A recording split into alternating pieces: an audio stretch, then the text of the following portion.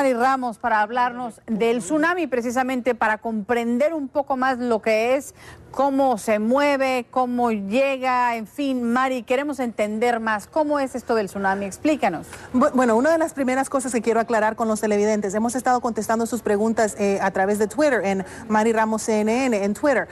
Me pueden hacer sus preguntas ahí, pero quiero aclarar varias cosas. Lo primero es que un tsunami no necesariamente tiene que ser olas gigantescas, pueden ser olas pequeñas, pueden ser olas de medio metro, pueden ser olas de solamente unos cuantos centímetros. Todas esas son catalogadas como tsunamis, son olas que previenen de un movimiento sísmico, y es precisamente lo que tenemos en este caso. Entre más grande sea el movimiento sísmico, más grandes tienden a ser las olas. Además, otra cosa bien importante es que los tsunamis no son necesariamente una sola ola, sino más bien una serie de olas que llegan en sucesión. Usualmente pueden ser solamente minutos entre una ola y la otra, o hasta horas entre una ola y la otra. Y todas esas cosas son bien importantes para todos ustedes que todavía están bajo esa alerta de tsunami. Entonces no necesariamente son olas muy grandes. No necesariamente tienen que ser olas muy grandes. Cuando estamos hablando de lo que se espera, y estas imágenes que estamos viendo aquí de Japón son verdaderamente impresionantes. Sí. Esto es de la zona que estaba más cerca del epicentro. Sucedió este gran terremoto de 8.9. Después del terremoto, estas personas no tuvieron ningún tipo de aviso de que venía un tsunami. El único aviso que tuvieron fue que hubo un terremoto y que lo sintieron. Estas olas llegaron a la zona costera. Se estima que solamente entre 10 a 15 minutos después del impacto original o del terremoto que ocasionó el tsunami. Para los demás de ustedes que nos están viendo alrededor de toda América Latina y en el Pacífico, ustedes sí tienen tiempo para prepararse. No quiere decir que las olas van a ser del tamaño de lo que estamos viendo en esas imágenes, sino más bien se estiman olas que pudieran ser de medio metro en algunos lados o de 1 metro, metro y medio en algunas otras localidades. Repítenos un poco, Mari. Si las olas son de medio metro más o menos, ¿qué tipo de daños podemos esperar en países de América Latina?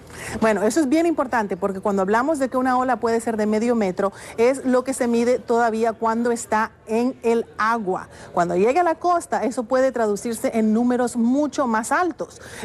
Medio metro puede convertirse en 1 metro rápidamente, y todo depende en cómo es la geografía de cada lugar, cómo sería, por ejemplo, también la geografía del fondo del mar en cada lugar.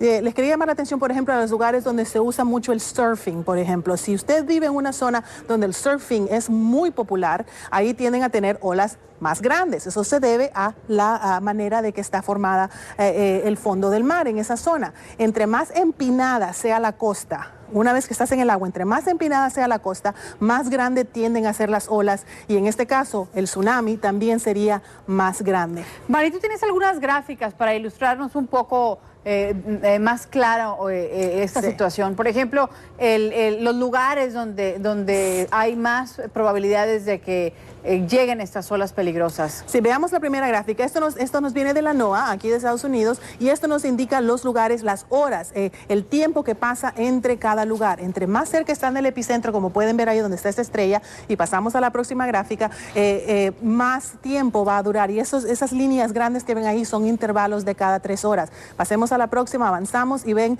ahí Centroamérica e incluso hasta el sur de Chile, 21 horas después de que ocurrió el terremoto. Pasemos a la próxima gráfica, y aquí vamos a ver la energía que ha sido liberada con este terremoto. Pueden ver ahí en la costa norte de Japón, donde la zona más roja, allí por supuesto donde la energía ha sido más intensa.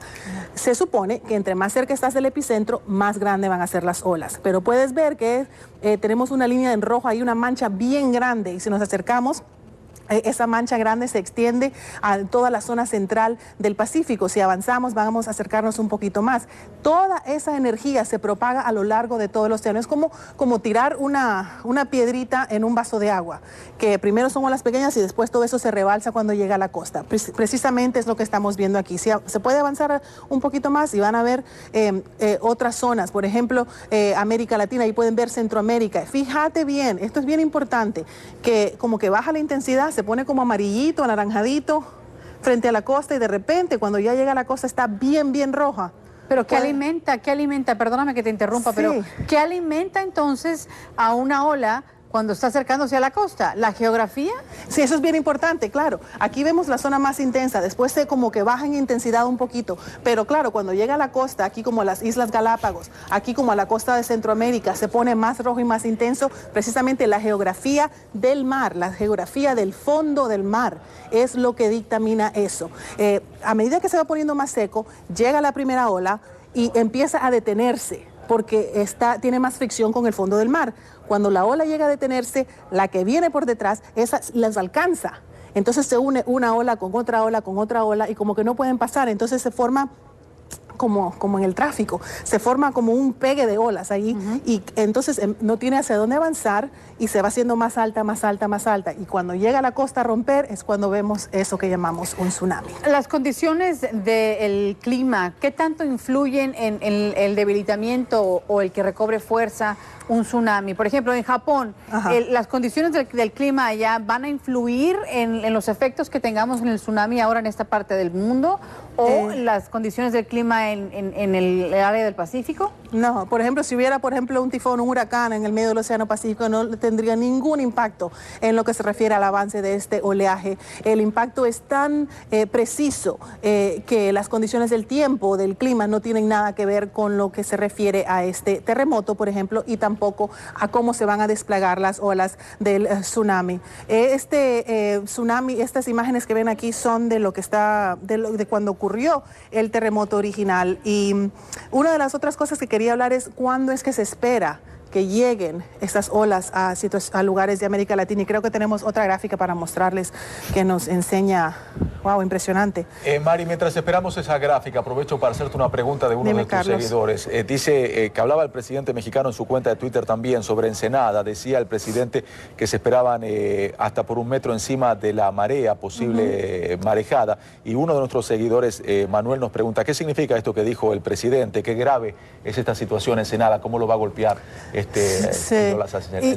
no sé, ¿vos alguna vez has ido a Ensenada en México? No fui nunca, no. Ni yo. Lo que tiene que ver aquí, por ejemplo, es qué tan baja sea la zona costera. Si estamos hablando de lugares, por ejemplo, donde son de playa, allí el mar tiene la oportunidad de meterse mucho, mucho más al fondo que si, por ejemplo, estamos en una zona de montañas. Si hay una montaña precisamente ya en la costa pegado al mar, ahí el tsunami no va a hacer nada. Pero si estamos hablando de zonas relativamente planas, como aquí en Japón, el mar tuvo la oportunidad de meterse están hablando hasta de varias millas tierra adentro. 1 metro es significativo. Si se esperan olas de 1 metro, lo que estaría por revisar, Carlos, ahí es que si el metro que están viendo sobre el oleaje normal, qué tan fuerte llegue la ola en ese momento y, por supuesto, cómo es la costa en esa región. María, ahora sí, tenemos varios países de nuestra región que están en alerta de tsunami. Tú me estabas diciendo que tienes una lista, un gráfico de a qué hora se espera que lleguen estas olas. Sí, estábamos hablando de eso, y esa es una de las preguntas que me ha llegado más seguida en esta cuenta de Twitter.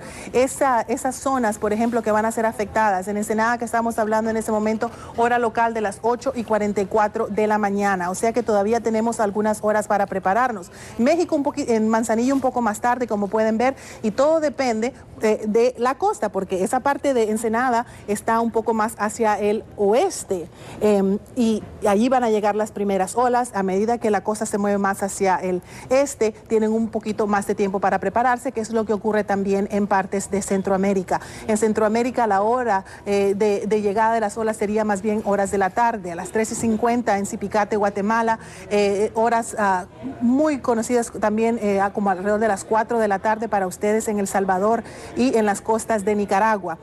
Ahí tienen la 13:56, o sea que casi a las 4 de la tarde. Bien importante, mientras seguimos pasando todas estas horas que estamos viendo aquí, Carlos, bien importante es que las personas sepan que esta sería la ola inicial y es una hora estimada. Es como el pronóstico del tiempo que les decimos, va a llover esta tarde después de las 3, o sea que es posible que sea a las 2 o a las 4. Esta sería la hora inicial que se espera que llegue esta ola. Puede ser un poco más adelante, puede ser un poco después, y podemos experimentar situaciones de tsunami incluso varias horas después del punto original. Corinto, o sea, es que yo nací muy cerca ahí de Corinto, y a las 4:17. Así que prepárense, San Juan del Sur, una zona muy poblada también en Nicaragua, después de las 4:30 hora local. Y sigue Panamá, parece que la zona, debido a cómo es la geografía de Panamá, que tiene esa curva ahí en la zona del Pacífico, no sería tan impactado como otras zonas de Centroamérica y tan impactado como, por ejemplo, sería Colombia también. Mari, ¿qué significado tenga de que Indonesia levantaron la alarma de tsunami? Taiwán pensaban que iban a golpear las olas muy altas y no lo hicieron de una manera tan fuerte como se esperaba. ¿Esto significa que tal vez no llegue con tanta fuerza a nuestra región? No, todo lo contrario. ¿Y sabes qué? Pasemos a la gráfica esa que tenía los colores anaranjados y rojos, y la tenemos. ¿Te acordás dónde estaba esa zona de impacto más rojo? Ahí es donde la fuerza fue, donde se dirigió la energía del tsunami precisamente. Y eso es lo que estamos hablando. En esta zona es donde se esperan las olas más altas distribuyéndose sobre el océano. Es como que si estamos bañándonos en una piscina, en una alberca, estamos dentro de la piscina y yo tengo algo y empujo el agua o te empujo a vos en la piscina. Entonces, posiblemente tus compañeras que están al lado van a sentir un poquito de esa energía, pero el impacto principal va a ser dirigido a vos. Es precisamente lo que estamos viendo ahí. El empuje es el terremoto, el impacto original y la manera de la distribución de la energía es de esa manera. Esa zona central es la que ha recibido el golpe más fuerte, y por eso miren ahí a Chile un poco más hacia el sur. Ahí parece que las olas pudieran llegar a ser un poco más intensas que como pudieran ser, mejor dicho, en otras partes de América Latina. Gracias por ponerlo en un lenguaje tan simple, que se entiende de una manera, porque es complicado y mucha gente puede pensar, bueno, como no fue tan fuerte ahí, tampoco es tan fuerte acá, sí, pero totalmente lo opuesto. Y todo depende de efectos locales. Claro. Es muy importante que la gente sepa que si estás en una zona de playa, sos más vulnerable que si estás en una zona de montañas, por ejemplo, a la orilla del mar. Zonas bajas, más vulnerables. Si están en una bahía, por ejemplo, más vulnerables. Y si estás cerca de los ríos, muchas veces los tsunamis, cuando entran a los ríos, hacen que los ríos se rebalsen un poco más hacia adentro. O sea que las personas que estén cerca de los ríos también, aunque estén tierra adentro, tienen que preocuparse de lo que está pasando con ese tsunami y mantenerse en alerta. Les recomiendo Mari Ramos, CNN en Twitter, información al momento. Indudablemente estas preguntas que te están haciendo van a seguir llegando durante todo el transcurso del día. Mari, gracias, muy amable, te seguimos en